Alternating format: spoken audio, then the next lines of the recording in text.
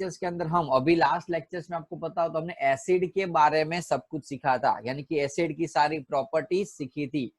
देखो जैसे एसिड के प्रॉपर्टी साथ में मैंने आपको बेस की भी प्रॉपर्टी समझा दी थी, लेकिन फिर भी मैं थोड़ा रिकॉलिंग करा देता हूँ कि बेस की प्रॉपर्टी क्या क्या है। ओके, वन बाय वन वैसे सब कुछ मैंने एक्सप्लेन कर दिया था, लेकिन फिर भी आपको पता हो तो एसिड, जैसे आपको यहाँ देखा होगा कि अलग अलग प्रोसेस थी। जैसे एसिड, तो acid react with the metal, second lecture में तो मेटल के साथ रिएक्ट करता है एसिड, यहाँ ध्यान रखना एसिड की बात की है।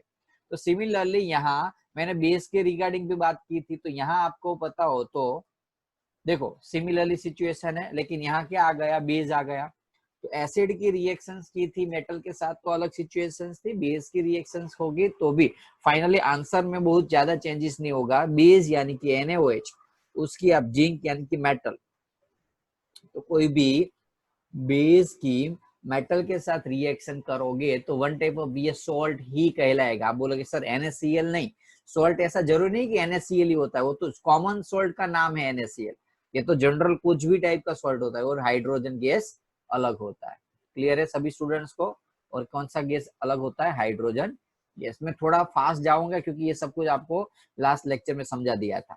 न्यूट्रलाइजेशन रिएक्शन भी समझा दिया था, याद हो सभी को? यदि पता हो तो इजी था न्यूट्रलाइजेशन रिएक्शन, जिसके अंदर हमने क्या सीखा था बच्चों कि acid plus base react with each other and make the salt and water. ये भी हमने सीख लिया था, एसिड की बेस के साथ रिएक्शंस करो तो सॉल्ट एंड वाटर मिलता है। तो हम इसमें भी ज्यादा डिटेल में नहीं जाएंगे। केमिकल प्रॉपर्टी ऑफ बेस में मेटालिक ऑक्साइड के साथ रिएक्शंस भेजेगा। Just 1 minute, okay? एक पेपर मुझे भेजना, मैं भेज देता हूँ, जस्ट 1 मिनट, ओके?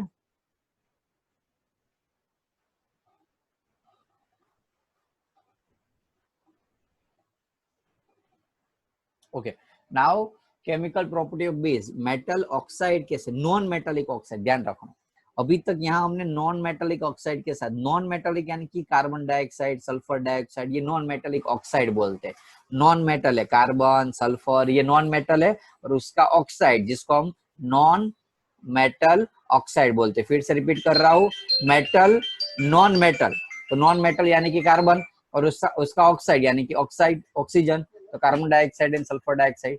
तो आप बेस की, ये बेस हुआ, और बेस की आप नॉन मेटालिक ऑक्साइड के साथ रिएक्शंस करोगे तो सॉल्ट एंड वाटर मिलता है। बेस की नॉन मेटल के साथ रिएक्शंस करोगे तो सॉल्ट एंड वाटर मिलता है। ध्यान रखना बच्चों, बेस नॉन मेटल तो क्या मिलेगा? Salt and water. नहीं पता चला तो मैं वापस पूरा रिएक्शन एक बार करा देता हूँ।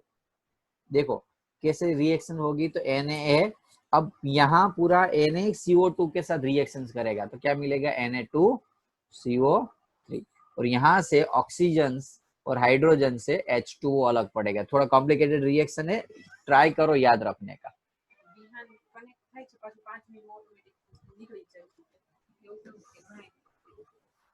तो खबर नहीं है मारा हाथમાં હોય તો શું કરવું?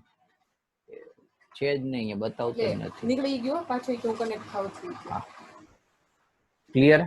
तो NaOH react with the carbon dioxide will gives the Na2CO3 plus H2O। Okay, base की रिएक्शंस की हमने, किसकी?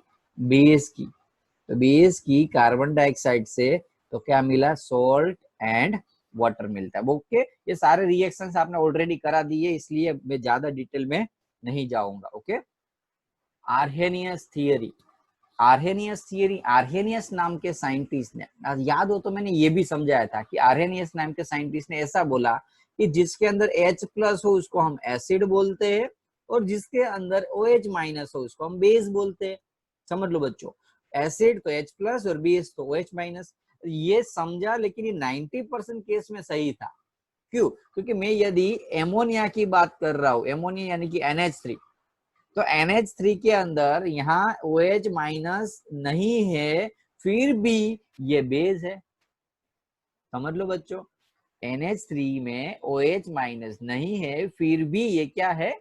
बेस है। तो यहाँ इससे पता चलता है ऐसा जरूरी नहीं है कि हर बार OH- हो तो एसिड ही बोलते हैं, काफी बार ऐसे अलग भी हो सकता है, लेकिन 90% केस में सही होता है। जैसे यहाँ आप बात करो NaOH की, अब वाटर में डालोगे तो Na+OH- अलग होता था, याद आया सब कुछ। मैंने ये एग्जांपल HCl का लेके समझाया था। NaOH की जगह मैंने HCl लिया था। HCl का H2O के साथ रिएक्शन होगा, HCl का वाटर के साथ रिएक्शन होगा, तो क्या मिलेगा H+NCl-। या ऐसे भी लिख सकते हैं Cl- एंड H+। तो देखो एसिड था, ये एसिड था, एसिड, तो यहाँ क्या मिला आपको H+ आयन। याद रखो अभी मैंने जो समझाया वही चीज समझाने जा रहा हूँ। एसिड था तो क्या मिला आपको, एसिड HCl एसिड था तो आपको मिला H+ आयन। लेकिन ये बेस है, बेस CaOH ट्वाइस, ये सारे बेस है। तो जो बेस है उससे रिएक्शंस की तो क्या मिला आपको, समझ लो क्या मिला आपको, yes very good, OH- ion. क्या मिला, OH- आयन। तो बेस में OH- आयन मिलता है और एसिड में H+ आयन मिलता है। माइंड में डाल देना, इंपॉर्टेंट कंसेप्ट थी जो अभी मैंने समझा, वही चीज है कि NaOH को भी पानी के अंदर डालोगे तो H+ and OH- ion generate होते। और ये जो आयन है, जैसे याद हो तो HCl का मैंने समझाया था, ये HCl को पानी में डालोगे तो H+ एंड Cl- आयन है। अब देखो H+ आयन की वजह से वाटर के अंदर क्या होता है, इलेक्ट्रिसिटी पास होती है।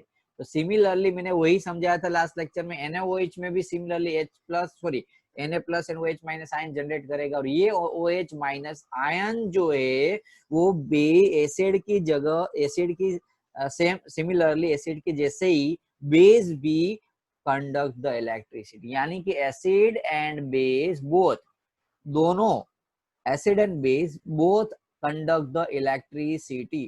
क्यों, इसका यदि रीजन पूछे तो उसको ऐसे बोलते हैं H+ and ion minus OH- ion, क्योंकि ये दोनों के अंदर H+ OH- आयन होता है, जिसकी वजह से इलेक्ट्रोलिसिस प्रोसेस पॉसिबल होती है। इलेक्ट्रोलिसिस यानी कि पानी के अंदर, समझ लो मेरे पास एक H+ है और एक पॉजिटिव आयन है, नेगेटिव आयन है, बैटरी के साथ कनेक्ट किया, पानी डाल दिया, पानी के अंदर थोड़ा सा एसिड या फिर बेस डाल दिया, दोनों में से एक चीज।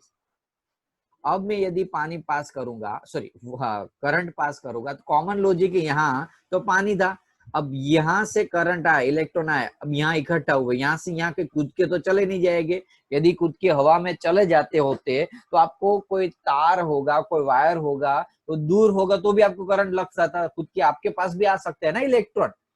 तो यहाँ तो ऐसे तो कुछ हवा में इलेक्ट्रॉन नहीं जा सकते, तो हमने क्या किया, यहाँ पानी का यूज किया। अब पानी, अब एक्चुअली प्योर पानी होता है ना, प्योर वाटर, ओके, वो इंसुलेटर होता है, यानी कि उसमें से करंट पास होता तो नहीं है।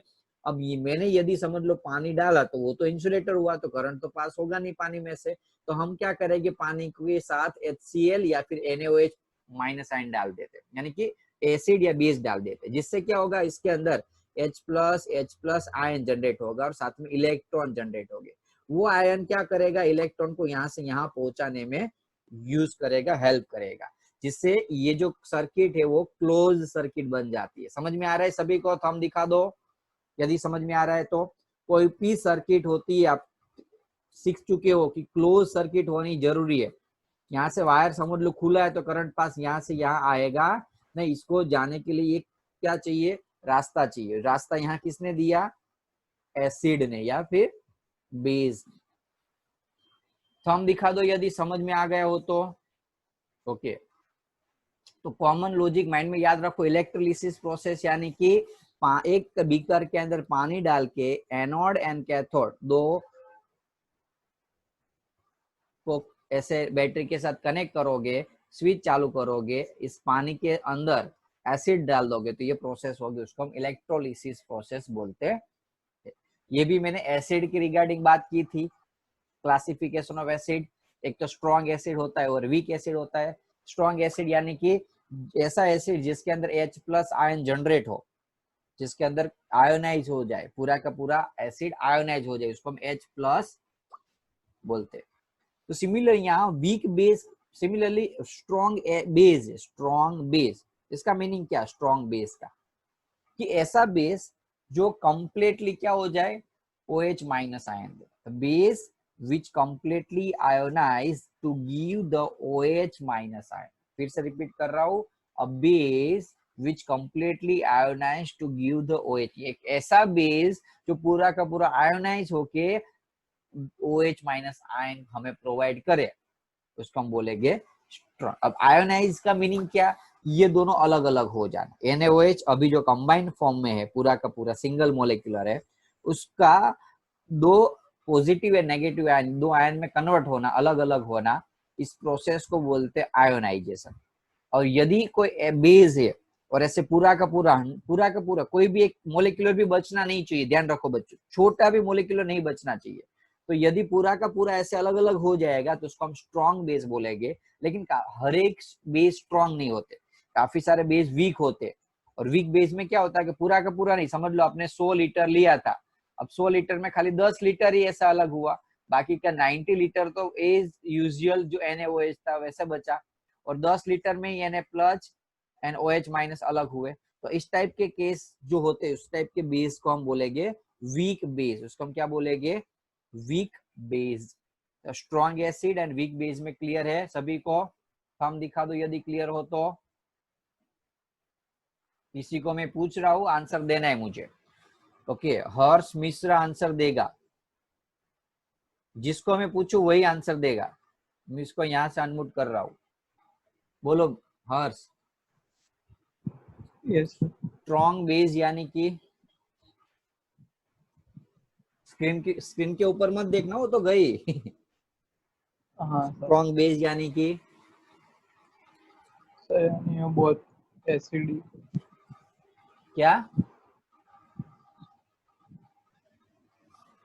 सर। बोलो, जय आंसर दे चल। स्ट्रॉन्ग बेस यानी कि, अनम्यूट किया मैंने।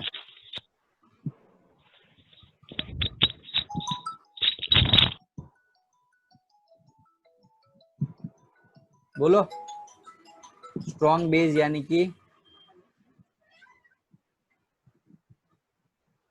चलो बोलो जल्दी बोलो,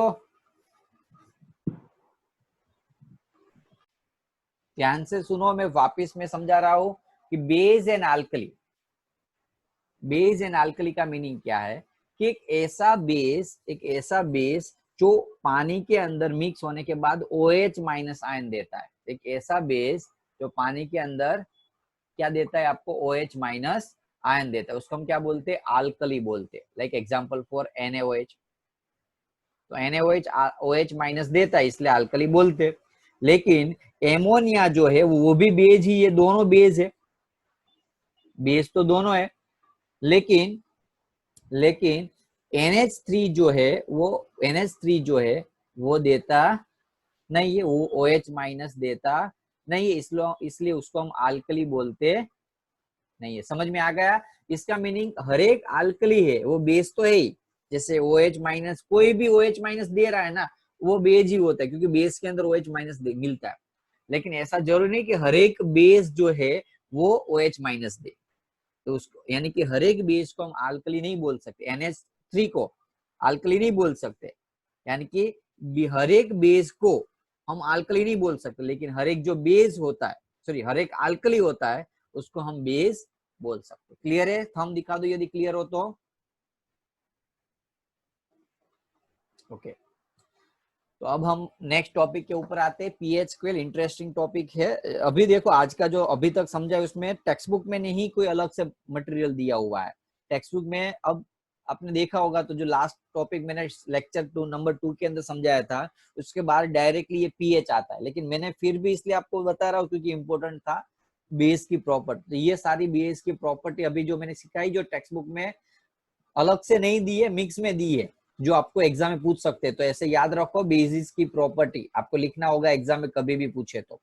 अब देखो पीएच स्केल का मीनिंग क्या है कि ऐसा स्केल, एक ऐसा मीटर, एक ऐसा मटेरियल जो आपको बताए कि ऑब्जेक्ट एसिड है कि बेस है। तो वो बोलोगे सर उसमें तो लिटमस पेपर आ गया, लेकिन पीएच स्केल से एटलीस्ट हमें वो पता चलेगा कि कोई एसिड है, लेकिन वो कितना पावरफुल एसिड है, उसकी पीएच वैल्यू कितनी है, इससे हमें क्या पता चलेगा, उसका कॉन्सेंट्रेशन लेवल पता चलेगा, उसका पावर पता चलेगा। समझ में आ रहा है हर एक स्टूडेंट्स को? क्या पता चलेगा हमें, उसका पावर पता चलेगा। किससे? एसिड है कि बेस है या न्यूट्रल है, और एसिड है तो स्ट्रॉन्ग है कि वीक है। जैसे यहाँ के सारे एसिड है उसको स्ट्रॉन्ग एसिड बोलते हैं, यहाँ के सारे एसिड है उसको वीक एसिड बोलते हैं, यहाँ के सारे अल्कली यानी कि बेस है उसको हम स्ट्रॉन्ग अल्कलाइन बोलते हैं, और यहाँ के सारे अल्कलाइन है उसको हम वीक बोलते हैं। तो किससे पता चलेगा? पीएच स्केल से। पीएच स्केल में कैसा होता है, जैसे आपको मैं एक चीज बता देता हूँ। पहले कोई भी एसिड होता है, टेक्स्ट बुक में ये फिगर दी है, मैं भूल गया था डालना, यहाँ 0 आएगा, पीएच की वैल्यू में लिख रहा हूँ यहाँ, सॉरी 7 आएगा, यहाँ 0 आएगा और यहाँ 14 आएगा। वैल्यू धीरे धीरे क्या होगी, ऐसे। इसका मीनिंग यहाँ है H प्लस आयन और यहाँ है OH माइनस है। तो इसका मीनिंग क्या कि यदि पीएच की वैल्यू 0 है तो इसमें H प्लस ज्यादा है, धीरे धीरे कम होता जा रहा है, देखो, और धीरे धीरे कम होता जा रहा है ऐसे। और यहाँ OH माइनस 0 पीएच में बहुत कम था, बाद में प्लस हो रहा है। आपको पता है कि OH माइनस आयन यानी कि बेस, तो ये बेस के लिए बात की है OH माइनस में, और ये बात की है एसिड के लिए। तो ये साइड 7 से नीचे जो होगा वो सारे एसिड हो गए। यहाँ इसलिए लिखा है कि कोई भी एसिडिक सॉल्यूशन होगा उसकी पीएच की वैल्यू लेस देन 7 होती है। कोई बेसिक होगा उसकी वैल्यू क्या होती है, 7 से ज्यादा, तो ग्रेटर देन पीएच। और कोई जैसे वाटर के लिए बात करो तो वाटर का पीएच वैल्यू एग्जैक्टली 7 होता है। तो ये साइड के एसिड, ये साइड के बेस, और ये हुआ न्यूट्रल। समझ में आ गया? थंब दिखा दो यदि समझ में आ रहा है तो।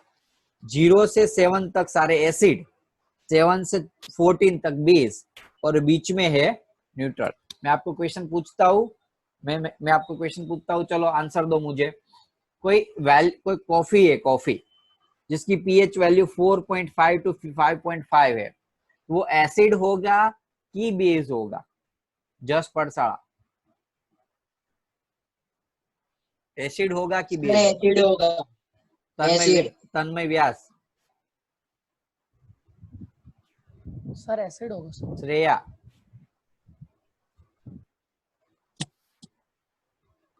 बोलो।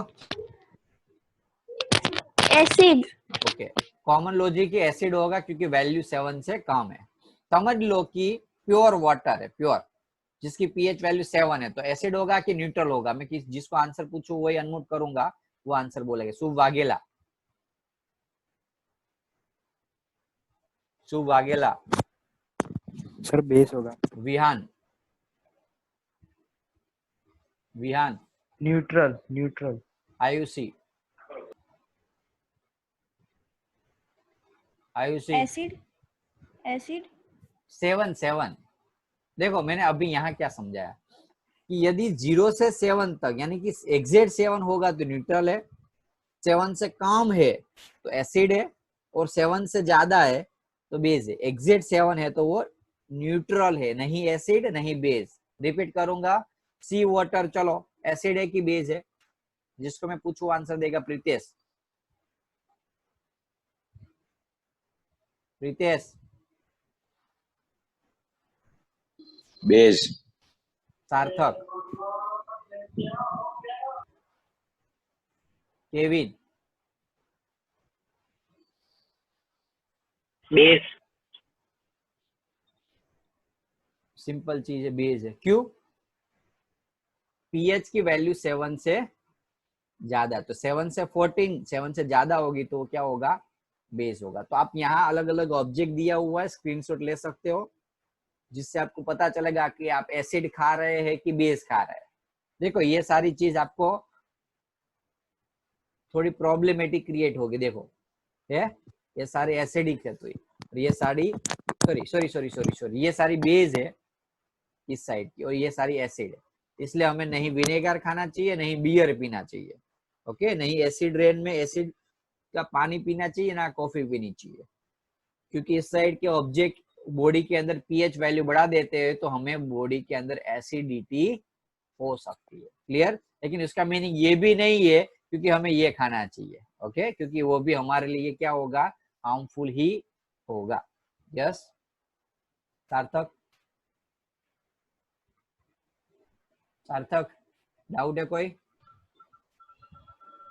सर सलाइवा क्या होगा? सलाइवा एसिड जो और बेस? सलाइवा बॉडी के अंदर क्या यानी कि तू पूछ रहा है सलाइवा क्या है कि खाली बताना एसिड है कि बेस है? सलाइवा का मीनिंग पूछ रहा है कि एसिड है कि बेस है वो पूछ रहा है?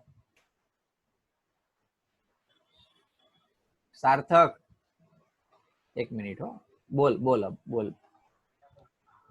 मतलब एसिड सलाइवा की बेस वो पूछ रहा हूँ।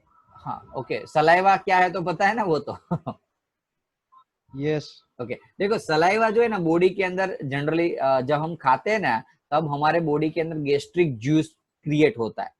तो वैसे तो सलाइवा पूछे तो ना तो एसिड है ना बेस है, लेकिन सलाइवा के अंदर जैसे जिस बॉडी में से सलाइवा जनरेट हुआ तो साथ में गैस्ट्रिक जूस जनरेट होता है, और ये जो जूस है ना गैस्ट्रिक जूस वो एसिड होता है, जिसकी वजह से एक्चुअल में सलाइवा का नेचर एसिडिक हो जाता है। क्लियर?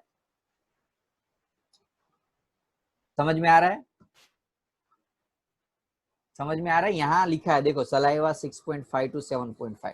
अब यहाँ ऐसा ना एसिड मान सकते ना बेस मान सकते, इसलिए मैंने ये बोल रहा हूँ एक्चुअली सलाइवा तो न्यूट्रल ही होता है, लेकिन यदि उसके अंदर एसिड ऐड हो तो एसिड बन जाता है, और यदि बॉडी में से बेस ऐड हो तो वो बेसिक बन जाता है। ओके अपने हिसाब से वो न्यूट्रल है, लेकिन इट डिपेंड्स ऑन यू कि आप क्या खा रहे हो। जो चीज खा रहे हो उसके ऊपर डिपेंड है वो एसिड बन जाएगा या बेस बन जाएगी। क्लियर है? क्लियर है कि नहीं? थंब दिखा दो मुझे क्लियर हो तो।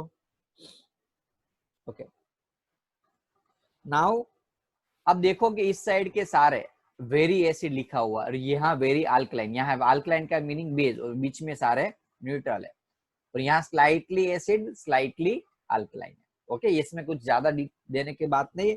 यूनिवर्सल इंडिकेटर हमें ये दिखाता है कि ऑब्जेक्ट एसिड है कि बेस है, इससे हमें पता चल जाएगा कि ऑब्जेक्ट क्या होगा। आपके पास कोई एक पेपर होगा, पेपर एसिड या जो सॉल्यूशन होगा उसमें आप डालोगे तो आपको पता चल जाएगा, यदि रेड होगा तो एसिड मिलेगा और इस टाइप का कुछ कलर होगा तो बेस मिलेगा। आपसे वो भी पता चलेगा, यदि पिंक कलर मिला तो आपको पता चल जाएगा कि उसकी पीएच वैल्यू क्या है, 2 है। तो आपको दो चीज पता चलेगी, एक तो एसिड है कि बेस है वो पता चलेगा और उसकी पीएच वैल्यू पता चलेगी। ओके यूनिवर्सल इंडिकेटर से काफी सारे यूनिवर्सल इंडिकेटर होते हैं।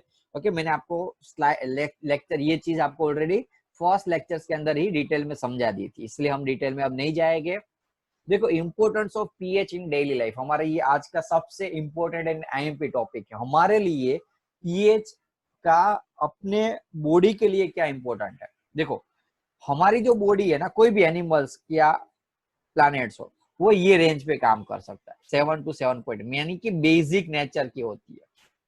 तो यदि हमारी बॉडी आइडियल है यानी कि हेल्दी बॉडी है तो उसमें पीएच की वैल्यू जनरली ये रहेगी 7 से 7.8 या 8 मैक्सिमम बेस्ट है, ये हमारे लिए बेस्ट है। लेकिन यदि ऐसा हो, यदि हमारी बॉडी में पीएच की वैल्यू 6.5 से कम हो जाए तो बॉडी में एसिडिटी होना स्टार्ट हो जाता है। जो जैसे रिवर एनिमल्स होते तो एनिमल्स क्या करते, पानी जो पीते ओके जो तालाब का पानी एसिड रेंज से भरा हुआ होता है तो बॉडी में एसिडिक वैल्यू बढ़ जाती है, पीएच वैल्यू उसकी कम हो जाती है, और पीएच वैल्यू कम हो जाने से वो एसिडिक बन जाएगी बॉडी में, तो उसको इफेक्ट करेगी लॉन्ग टर्म में। तो आपको कोई भी चीज खानी है तो पीएच वैल्यू देख लो, ज्यादा से ज्यादा कम या ज्यादा से ज्यादा पीएच वाली वैल्यू खाने से बॉडी में इजी रहे, लेकिन और भी ज्यादा नहीं, पीएच वैल्यू ये रेंज में होनी चाहिए। जो भी चीज खा रहे हो वो इस रेंज के अंदर होनी चाहिए। आपको क्या करना है, एक पीएच मीटर ले लेना है और जो भी चीज खानी है उसमें चेक कर लेना है उसका पीएच कितना है, यदि इसके बीच में हो तो खा लेना है, अदरवाइज नहीं खाना है। ओके ऐसा पॉसिबल नहीं है, लेकिन जस्ट मजाक कर रहा हूं मैं आपको। चलो नाउ दूसरा काम होता है हमारे डाइजेस्टिव सिस्टम, जो अभी मैंने बात की कि सलाइवा, जैसे हम कोई भी चीज खाते तो स्टमक के अंदर एक स्पेसिफिक टाइप का हाइड्रोक्लोरिक एसिड जनरेट होता है। समझ में आ रहा है? जब हम खाते हैं, जो हमारी च्यूइंग प्रोसेस होती रहती है तो उसके अंदर से ऑटोमेटिकली HCl बाहर निकलता है। वैसे तो ये HCl एसिड है तो बॉडी को हार्म करना चाहिए, लेकिन यदि एसिडिक वैल्यू कम हो तो ज्यादा बॉडी को हार्म करेगा नहीं। लेकिन आपने कुछ ऐसा खाया जो ज्यादा एसिडिक था, विनेगर खाया, समझ लो बाहर के आपने मंचूरियन खा लिया जिसमें बहुत ज्यादा विनेगर था, तो वो आपको बहुत हार्मफुल इफेक्ट क्रिएट कर सकती है, बॉडी के अंदर पेन हो सकता है। ओके आपको क्या करना पड़ेगा, तुरंत बाहर से कुछ एंटा एसिड लाके खाना पड़ेगा, दूध पीना पड़ेगा, ऐसा कुछ करना पड़ेगा जिससे हमें क्या करना पड़े, ये एसिड की वैल्यू, एसिड की क्वांटिटी कम हो जाए, वो न्यूट्रल हो जाए, जिससे मैंने आपको ये चीज आपको ऑलरेडी समझा दी थी। इनो जो एंटा एसिड है, क्या है, एंटा एसिड। एंटा एसिड खाने से बॉडी में पीएच की वैल्यू मेंटेन रहेगी। हर बार नहीं खाना चाहिए, जब हमारी बॉडी में एसिडिटी हो तब ही इनो पीना चाहिए, अदरवाइज इनो भी है वो, देखो ना ज्यादा ना कम, हमारे लिए एसिड भी हार्मफुल है, बेस भी हार्मफुल है, हमारा बॉडी जो है वो न्यूट्रल है, तो पानी सबसे बेस्ट है। इसलिए तो डॉक्टर बोलते हैं ना कि ज्यादा से ज्यादा पानी पियो। इस कोरोना में सबसे ज्यादा एक बेस्ट ऑप्शन क्या है हमारे लिए, मैक्सिमम टू मैक्सिमम पानी पीना, जिससे क्या होगा, हमारी पीएच वैल्यू जो है बॉडी की वो मेंटेन रहेगी और कोई दूसरी इफेक्ट नहीं होगी। दूसरा हमारे लिए इंपॉर्टेंट है टूथ डीके के, क्योंकि जनरली हम खाते हैं जिसमें जो सलाइवा, हमने बोला कि पीएच एसिड जनरेट होता है, उस एसिड से सलाइवा की वजह से क्या होता है, टीथ के अंदर एक टाइप का डीके हो जाना स्टार्ट हो जाए, कोरोजन होना स्टार्ट हो जाता है, धीरे धीरे वो ब्रेक होना स्टार्ट हो जाता है, जिसकी वजह से ये फूड पार्टिकल्स जो एसिड के फॉर्म में थे, एसिड जैसे थे, वो हमारे दांतों में फंस जाते हैं, और यदि उसको हम क्लीन ना करें तो हम वो धीरे धीरे सड़ने लगते हैं। इसलिए हमें क्या करते हैं, टूथपेस्ट करते हैं। टूथपेस्ट क्या है, toothpaste one type of the base है, एंटा एसिड है, जो क्या करता है, toothpaste actually one type of antacid है, जो क्या करता है, बॉडी के न्यूट्रल रखता है, और बॉडी में से ये पीएच वैल्यू मेंटेन रखने का काम करते हैं। चलो फटाफट मेरा ऑलरेडी एक दूसरा लेक्चर देखो, तो टूथ डीके की हम बात कर रहे हैं, तो आपको पता चल गया कि टूथपेस्ट का काम क्या है। टूथपेस्ट क्या कर रही है, देखो एक चीज याद माइंड के अंदर डाल दो, टूथपेस्ट की वजह से हमारे जो दांत होते, टीथ होते, वो व्हाइट नहीं होते, माइंड में से वो निकाल दो, वो होते ब्रश की वजह से। यदि आप टूथपेस्ट ना भी यूज करो, अच्छे से ब्रश कर दो ना, तो भी टूथ डीके होने का कोई चांसेस, क्योंकि आज के जो टूथपेस्ट होते हैं वो खाली क्या होते हैं, फ्लेवर वाले होते हैं, ओरिजिनल बेस तो उसके अंदर कम ही होता है। तो उससे बेहतर है आप सॉल्ट से भी कर सकते, लेकिन समझ लो खाली डायरेक्टली वैसे तो कर नहीं सकते, तो लगेगा आपको, इसलिए हम जनरली टूथपेस्ट का यूज करते हैं। तो दांतों में से डीके को हटाना है तो सबसे ज्यादा इंपॉर्टेंट टूथपेस्ट से भी ज्यादा इंपॉर्टेंट है ब्रश का। आप ऐसा ब्रश यूज करो जिससे मैक्सिमम टू मैक्सिमम हर एक कोने में, हर एक कॉर्नर के अंदर से जो पार्टिकल्स बच गए हमारे फूड पार्टिकल्स, उसको निकाल सके। एक बार वो निकल गए, बाद में कोई टूथ डीके होने का चांसेस नहीं है। अब समझ लो ऐसा पार्टिकल जो ऑलरेडी अंदर चले गए हैं, वो निकल नहीं रहे, एकदम छोटे छोटे पार्टिकल, वो यदि ब्रश से नहीं निकल रहे तो वहां काम करेगा टूथपेस्ट। टूथपेस्ट क्या करेगा, उसकी जो एसिडिक वैल्यू है उसको कम कर देगा, जिससे न्यूट्रलाइज होगा, और आपको आपको जो डीके का प्रॉब्लम्स होता है वो नहीं होगा। ओके, क्लियर है सभी को। नेक्स्ट टॉपिक है पीएच इन एवरीडे लाइफ। अब देखो, यदि आपको कहीं कोई काट गया है, यानी कि जनरली इंसेक्ट होते, ओके, वो हम जैसे लाइक एग्जांपल फॉर स्नेक या फिर अभी ये हनी बी आपको कट लेती है तो बहुत पेन होता है। उसका मीनिंग क्या है, जब वो हनी बी आपको काट लेती है तो अंदर वो एसिड डाल देती है हमारे बॉडी के अंदर, जिसको हम फॉर्मिक एसिड बोलते हैं, क्योंकि आंट्स, बीस, ये सब कुछ के जो स्टिंग्स होते हैं उसके अंदर एसिड होता है, मिथेनोइक एसिड जिसको बोलते हैं। आप सीखोगे मिथेनोइक एसिड क्या है वो नेक्स्ट लेक्चर्स के, सॉरी पीछे के जो चैप्टर है उसके अंदर। लेकिन अभी यहाँ ऐसे समझ लो कि वो एसिड बॉडी में डाल दिया, अब कॉमन लॉजिक के बॉडी में एसिडिक वैल्यू बढ़ जाएगी तो पेनिंग होना स्टार्ट हो जाएगा, इरिगेशन होना स्टार्ट हो जाएगा। तो पहला काम क्या करना है हमें, पहला हमारा प्रिवेंशन होगा। पहली चीज तो हमारी ये होगी क्योर कि कोई भी आपके पास टूथपेस्ट हो या साबु हो, कोई भी चीज हो, उसको जहां काटा है वहां लगा दो। क्या करना है, पहली चीज तो जहां काटा है वहां लगा दो, क्योंकि वहां जो एसिड ऊपर के लेवल पे जितने भी वो तुरंत बेस में तो नहीं होंगे लेकिन न्यूट्रलाइज हो जाएंगे, जिससे उसकी वैल्यू, इसका जो कंसंट्रेशन है वो कम हो जाएगा और पेनिंग होना थोड़ा कम हो सकता है। समझ में आ रहा है कि नहीं। क्या करना है, पहले जहां काटा है वहां आपको क्या करना है, टूथपेस्ट या सोप से घिसो, जिससे क्या होगा, रबिंग करने से आपको वहां न्यूट्रलाइजेशन हो जाएगा और एसिड की जो इन्फेक्शन है वो कम हो जाएगी और बॉडी में जो पीएच वैल्यू है अपना प्रॉपर लेवल पे आ जाएगा। काफी बार ऐसे भी होता है कि जो भी બ્લેક કલર की સોઇલ્સ होती है, ઓકે, ચીકણી માટી આપણે ગુજરાતીમાં ઘણીવાર કહેતા હોય, ચીકણી માટી પણ બેસ્ટ હોય. તુલસી માતાના ક્યારામાં જે માટી હોય ને એ પણ ઘણીવાર આપણે એ એડ કરીને આપણે શું કરી શકીએ છીએ, આવા પ્રોબ્લેમ્સ થી સોલ્વ આઉટ થઈ શકતું હોય. આપણી પાસે દવા નથી તો ટેમ્પરરી આપણી પાસે એક ઓપ્શન હોઈ શકે છે. नेक्स्ट टॉपिक है और लास्ट टॉपिक है पीएच हमारे यहाँ यानी कि इस पॉइंट के ऊपर सोइल में कैसे काम करता है.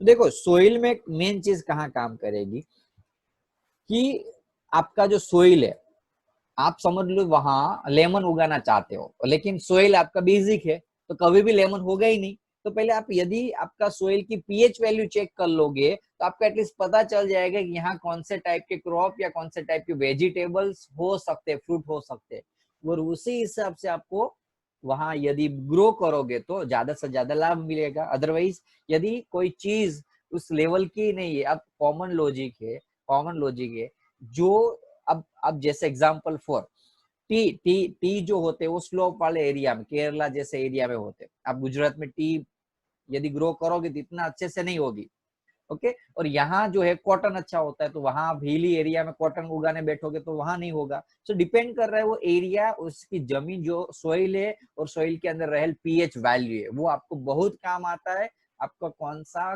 प्लांट जो है वो हेल्दी ग्रोथ करे जिसकी वजह से आपको मैक्सिमम टू मैक्सिमम लाभ हो.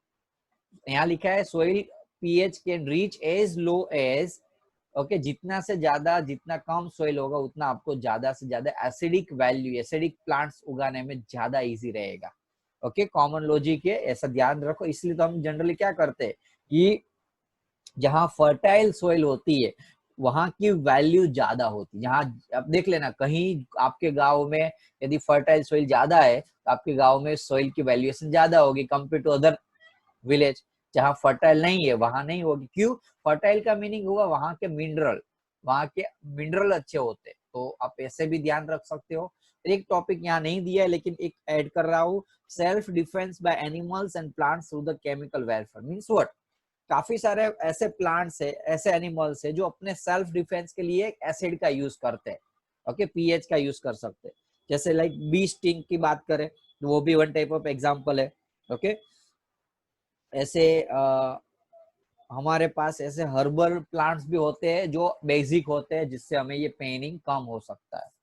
तो इस टाइप के, तो आप इजी है ये सारे टॉपिक, एक बार रिवाइज कर लो. तो आपको बॉडी में एनिमल्स या प्लांट्स बॉडी में कैसे पीएच वैल्यू काम करती है, डाइजेस्टिव सिस्टम के रिगार्डिंग एक्सप्लेनेशन कर दो. सबसे ज्यादा इंपॉर्टेंट टॉपिक है टूथ डीके और इंसेक्ट कैसे बाइट करता है, तब कैसे हम यूज करते हैं, और सोइल के अंदर और प्लांट्स ग्रोथ के अंदर कैसे हेल्पफुल होता है. इतना ज्यादा इंपॉर्टेंट है पीएच का हमारी डेली लाइफ के अंदर.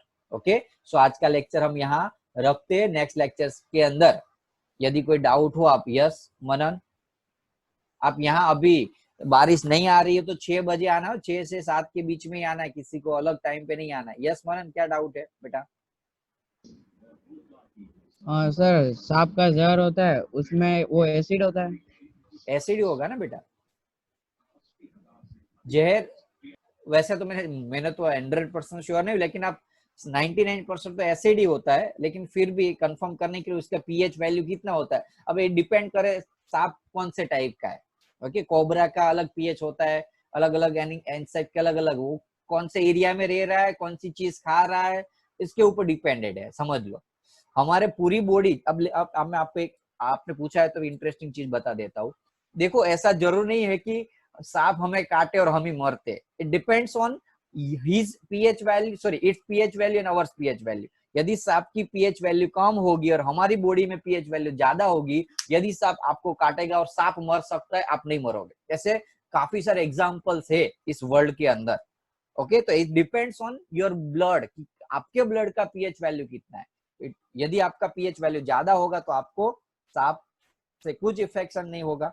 ओके, आप सोल्ट जितना ज्यादा खाओगे उतनी पीएच वैल्यू में दिक्कत होती है. तो कम सोल्ट खाओ, हेल्दी रहो. ओके, तो ज्यादा से ज्यादा अच्छा रहेगा. सो लेक्चर यहाँ खत्म करूं बेटा, क्योंकि आई हैव द अनदर